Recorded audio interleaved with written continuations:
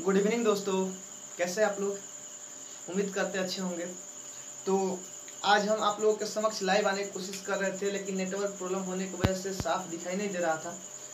कुछ बच्चे कमेंट करके बताए हैं कि सर अच्छा फ्रेश नहीं दिखाई दे रहा है, तो इसलिए आज हम आप लोगों को वीडियो शूट करके अपलोड कर दे रहे हैं, ठीक ना। इसके बाद आपका रेगुलर वीडियो आते रहेंगे। इसके बाद और जो बीच में ना आने का वजह कुछ प्रॉब्लम की वजह से नहीं आ रहा था, तब सब सारा चीज़ को मेंटेन किया जाएगा। अब कोशिश किया जाएगा कि आगे इसको लेकर चला जाए। चलिए, जहाँ तक पढ़े थे क्लास 12 के फिजिक्स के बारे में बात करेंगे। हम बात कर रहे थे विद्युत तीव्रता के बारे में हम लोग, ठीक ना। फिर से सारी चीज़ को रिवाइज करवा दें ताकि सब चीज़ ताज़ा हो जाए, ठीक ना। ध्यान दीजिए, सबसे पहले हम देख रहे थे विद्युत तीव्रता के बारे में। विद्युत तीव्रता आवेश के कारण किसी बिंदु पर विद्युत तीव्रता के बारे में सबसे पहले बात करेंगे। विद्युत तीव्रता के बारे में आप लोगों को पता होगा। आवेश के कारण किसी बिंदु पर विद्युत तीव्रता का समीकरण E बराबर 1/4 pi epsilon not Guna Q बटा में R square. 1/4 pi epsilon not Guna Q बटा में R स्क्वायर। आवेश के कारण किसी बिंदु पर विद्युत तीव्रता का समीकरण यही होता है। आवेश के कारण किसी बिंदु पर विद्युत तीव्रता का समीकरण यही होता है, ठीक है। उसके बाद हम बात किए थे विद्युत द्विध्रुव के कारण अक्ष के किसी बिंदु पर विद्युत तीव्रता का समीकरण। विद्युत द्विध्रुव के कारण जो तीव्रता होता है तीन तरह से निकालता है। वो अक्ष के किसी बिंदु पर, एक निरक्षीय स्थिति में, और तीसरा किसी भी बिंदु पर। अक्ष के किसी बिंदु पर विद्युत तीव्रता का जो समीकरण होता है 1/4 pi epsilon not Guna P बटे में R, 2P बटे में R की होता है। 1/4 pi epsilon not Guna 2P बटे में R की होता है। इसके वजह से विद्युत द्विध्रुव के कारण अक्ष के किसी बिंदु पर, विद्युत द्विध्रुव के कारण अक्ष के किसी बिंदु पर विद्युत तीव्रता का समीकरण 1/4 पाई एप्सिलॉन नॉट 2P बटे में R की होता है।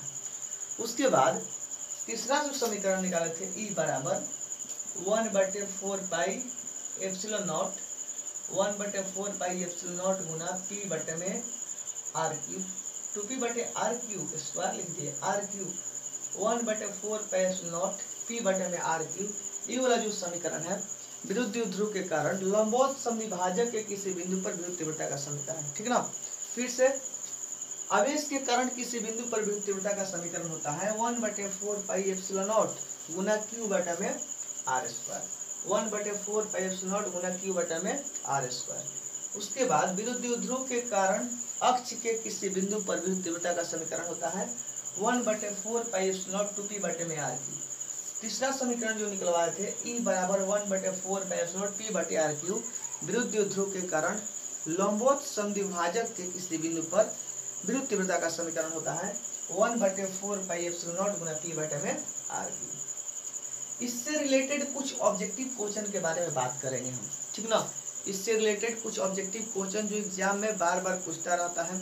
और ये जो समीकरण है 5 नंबर में, ये दोनों इंपॉर्टेंट समीकरण है। कैसे सत्यापित किया जाता है, अक्ष के किसी बिंदु पर विद्युत तीव्रता का समीकरण कैसे निकालते हैं, लंबवत समद्विभाजक के किसी बिंदु पर विद्युत तीव्रता का समीकरण कैसे निकालते हैं, ये सारे चीज़ों के बारे में बात हम कर चुके हैं पिछले वीडियो में। अगर आप पिछले वीडियो नहीं देखे हैं तो प्लीज़ जाकर उसको देख लीजिए, प्लेलिस्ट में मौजूद होगा। सारा प्लेलिस्ट खुलिएगा तो उसमें सारा वीडियो मिल जाएगा। नहीं तो 2 वीडियो अभी नहीं डाले होंगे तो मेरा वीडियो में जाकर उसमें देख सकते हैं आप, ठीक ना। शायद वीडियो 15-16 नंबर में होगा, दोनों मिल जाएगा, अक्षीय किसी बिंदु पर और निरक्षीय किसी बिंदु पर, ठीक ना। निरक्षीय यानी लंबवत समद्विभाजक। इसके बारे में ऑब्जेक्टिव क्वेश्चन के बारे में हम बात कर रहे हैं। Objective question, first number question इसके बारे में बताए भी होंगे, फिर से एक बार देख लेते हैं। जो आवेश के कारण किसी बिंदु पर तीव्रता होता है, दूरी के वर्ग के व्युत्क्रमानुपाती होता है। दूरी के वर्ग के व्युत्क्रमानुपाती होता है। इस चीज को ध्यान में रखना है। आवेश के कारण किसी बिंदु पर विद्युत तीव्रता का जो मान होता है, विद्युत तीव्रता जो होता है, दूरी के दोनों आवेशों के बीच की दूरी के, दोनों आवेशों के बीच की दूरी के वर्ग के व्युत्क्रमानुपाती होता है, ठीक। फर्स्ट नंबर ऑब्जेक्टिव का होगा। सेकेंड नंबर, लेकिन विद्युत द्विध्रुव के कारण किसी भी बिंदु पर विद्युत तीव्रता जो होता है E दूरी के घन के व्युत्क्रमानुपाती होता है।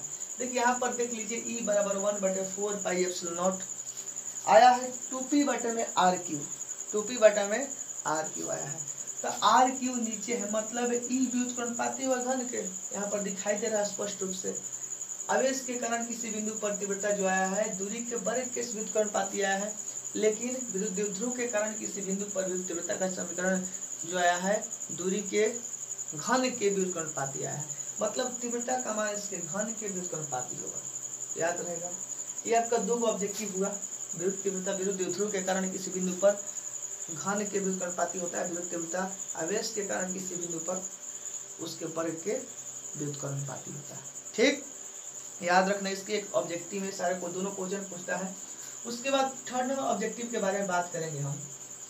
थर्ड नंबर ऑब्जेक्टिव का क्वेश्चन है कि अक्षीकरण किसी बिंदु पर विद्युत तीव्रता एवं निरक्षीय, अक्षीय निरक्षीय बोलते हैं, अक्षीय निरक्षीय, अक्षीय स्थिति में किसी बिंदु पर विद्युत तीव्रता एवं निरक्षीय स्थिति में किसी बिंदु पर विद्युत तीव्रता का अनुपात जो होता है कितना होता है। ये ऑब्जेक्टिव में पूछता है कभी कभी, इसके बारे में हम चर्चा कर दे रहे हैं, ध्यान दीजिए, निकाल लेते हैं यहाँ पर। अक्षीकरण अक्षीय स्थिति में किसी बिंदु पर विद्युत तीव्रता आपका है 1/4 पाई एप्सिलॉन नॉट 2p बटे में आर क्यू, लेकिन निरक्षीय स्थिति में किसी बिंदु पर विद्युत तीव्रता होता है 1/4 पाई एप्सिलॉन नॉट p बटे में आर क्यू। यदि दोनों का अनुपात पूछे तो अनुपात मतलब हो जाएगा बटा, अनुपात मतलब बटा हो जाएगा। तो जब बटा में होगा तो ये वाला क्या हो जाएगा, कट जाएगा। p बटे आर क्यू और p बटे आर क्यू कट जाएगा, ऊपर बचेगा 2 और नीचे बचेगा 1, यानी E हो गया अक्षीय स्थिति, हो गया निरक्षीय स्थिति। इसको E1 मान लेते, इसको E2 मान लेते हैं। तो E1 अनुपात E2 निकालिएगा तो 2:1 होगा, 2:1 होगा, यानी अक्षीय स्थिति में और निरक्षीय स्थिति में विद्युत तीव्रता का जो अनुपात होता है 2:1 होता है। विद्युत तीव्रता का अनुपात 2:1 होता है, याद रहेगा, इसको याद रखना है। एग्जाम में पूछने वाला सारा क्वेश्चन है, ठीक ना, ऑब्जेक्टिव क्वेश्चन बना के पूछता है एग्जाम, इसलिए हम चर्चा करें इसके बारे में। इसके बाद हम बात करेंगे अगला ऑब्जेक्टिव, 3 ऑब्जेक्टिव का 4 नंबर ऑब्जेक्टिव के बारे में बात करेंगे। ये आपका ऑब्जेक्टिव है, इस तरह से क्वेश्चन पूछता है, जो लंबवत समद्विभाजक के किसी बिंदु पर विद्युत तीव्रता की दिशा जो होता है, आपको पता होना चाहिए कि विद्युत तीव्रता एक सदिश राशि है, हम पहले ही बता चुके हैं विद्युत तीव्रता एक सदिश राशि है, इसका परिमाण एवं दिशा दोनों होगा। तब परिमाण लंबवत समद्विभाजक के किसी बिंदु पर परिमाण तो निकाल लिए, परिमाण कितना निकाले हैं 1/4 पाई एप्सिलॉन नॉट p बटे में आर क्यू निकाल लिए हैं, इसमें कोई डाउट नहीं है। लेकिन इसका दिशा किधर होगा, इसका दिशा किधर होता है, तो इसका दिशा के बारे में बात करें तो आप जानते हैं विद्युत द्विध्रुव का दिशा, विद्युत द्विध्रुव आघूर्ण विद्युत द्विध्रुव यानी P, विद्युत द्विध्रुव का दिशा ऋण आवेश से धन आवेश की ओर होता है, ऋण आवेश से धन आवेश की ओर होता है, विद्युत द्विध्रुव का दिशा ऋण आवेश से धन आवेश की ओर होता है। लेकिन विद्युत द्विध्रुव के कारण लंबवत समद्विभाजक के किसी बिंदु पर विद्युत तीव्रता का जो